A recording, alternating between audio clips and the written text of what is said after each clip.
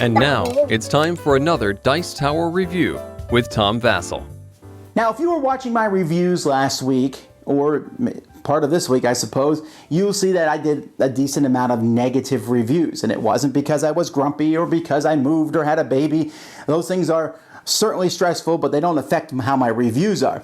But what happens is I get, as a reviewer, I get a lot of games from smaller publishers, and many times those games simply aren't that good. And then I usually get them in batches, and then I play through them, and they're just not that good. But why would I still play them? And that, folks, is because every once in a while from one of these publishers comes a game that I am super impressed with. I'm like, wow, I would never have touched this otherwise, and I'm so glad I did.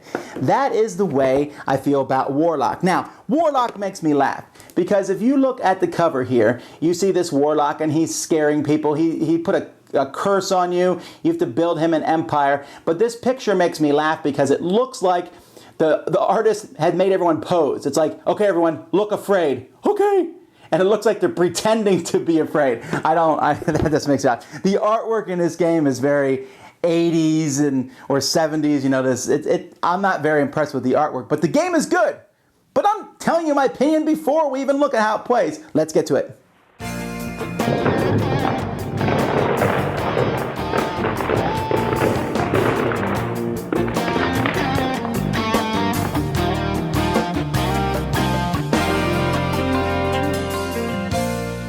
Each player is going to get their own player board here, and then there's also a bar that's placed in the middle. On this bar is a spot for a draw pile, and you're going to have a big deck of cards. And these cards are made up of 6 different races of people that you are going to be working with. Now, what players are going to be doing is they're going to be drawing 5 cards to start the game with, and then the game takes place over 3 days. One person is chosen to go first, and the person who goes last has the auctioneer card. We'll talk a little bit about that. The first thing players will do is each of these 3 days has 3 rounds. And the first thing players will do in 3 rounds is they're going to choose 2 cards from their hand. They can pick any 2 cards that they want. They're going to place one of these cards here in the bar. So if there was 4 players in the game, 4 cards will be placed in the bar like this. So then after 3 days, there would be 12 cards in the bar, because each turn players are going to pick 2 cards from their hand. One of them they're going to put in the bar like that. The other card they're either going to put face down in their mines or face up in their dungeon. Then after all the players have done that, starting in turn order and going around a table, each player is going to be able to take 1 action at a time, and they'll be able to take 3 actions total. One of the actions a player can take is simply to draw another card into their hand. The other action a player can take is to play a card, but you can play a card in 3 different spots. If you play that card into your gold mine, later on it's going to be worth the value of the gold that's on that card. So you can see here that this card is worth 3 gold. And there are some cards like human cards here. This card is worth either 2 gold or half a gold. It's your choice. So when you put a card down here, it means nothing except the gold.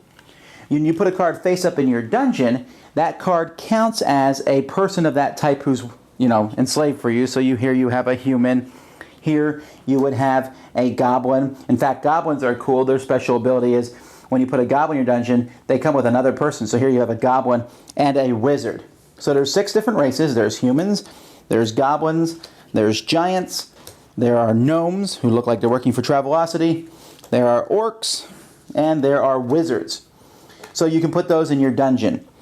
You can also place a card up here and take that card's special ability.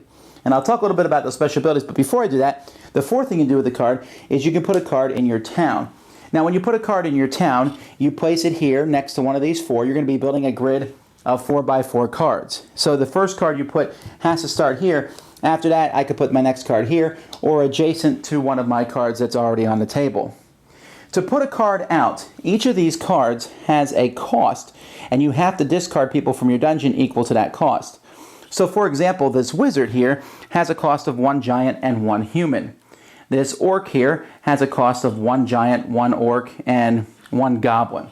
So they have different costs. Sometimes they're free, like this gnome here. Gnomes are always free to put out. So they're free and have no cost. And sometimes they have wild costs, like this goblin here has 2 joker symbols, which means any 2 guys from the dungeon can be used to put him out. When you play a character in your city, you're basically discarding that character to get the special ability. So discarding a human lets you draw 3 cards. Discarding a goblin lets you take one of the cards out of the bar and build that card as long as you pay the cost for it. Discarding a gnome lets you build any card from your hand for free in your city as long as it's 2 victory points or less. The victory points are in the upper corner there. Discarding a wizard lets you swap one of your cities with one of your opponent's cities. Discarding a giant lets you place a dragon into your city, and discarding an orc lets you destroy one of your opponent's cities. Now, when placing a dragon in your city, you can place it in any open spot, and a dragon basically protects the cards that are adjacent to it from being attacked or stolen from your opponent, because the wizard lets you switch a card with your opponent. You can't do that if the dragon's protecting it. And the orc lets you destroy someone. So he could destroy this one, but he wouldn't be able to destroy one that's next to your dragon.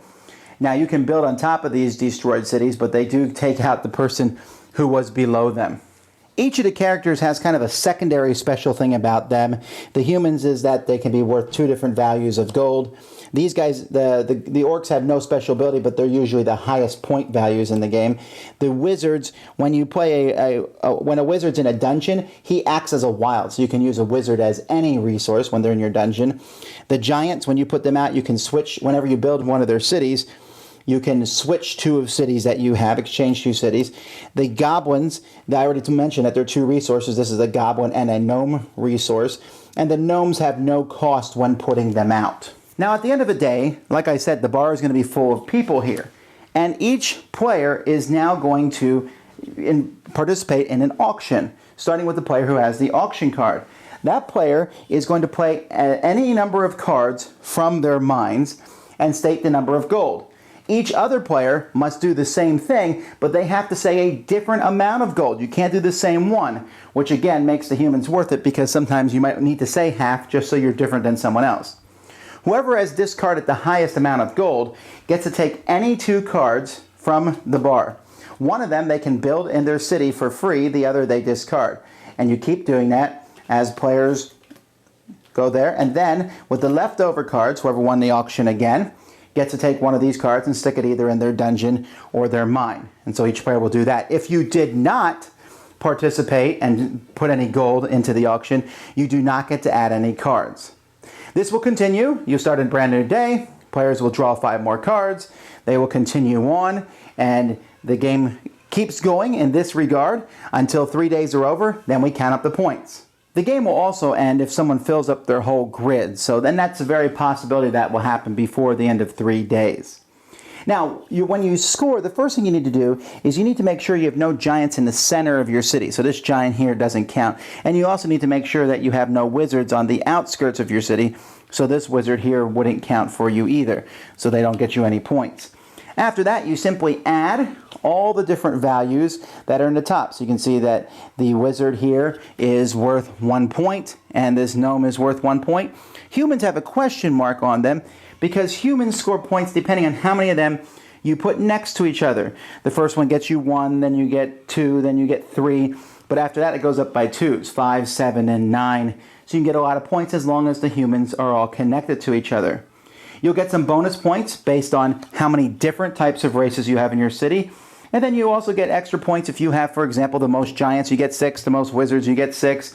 If you have the most gnomes, you get 2, etc. There's different amounts of points, and whoever has the most points is the winner of the game.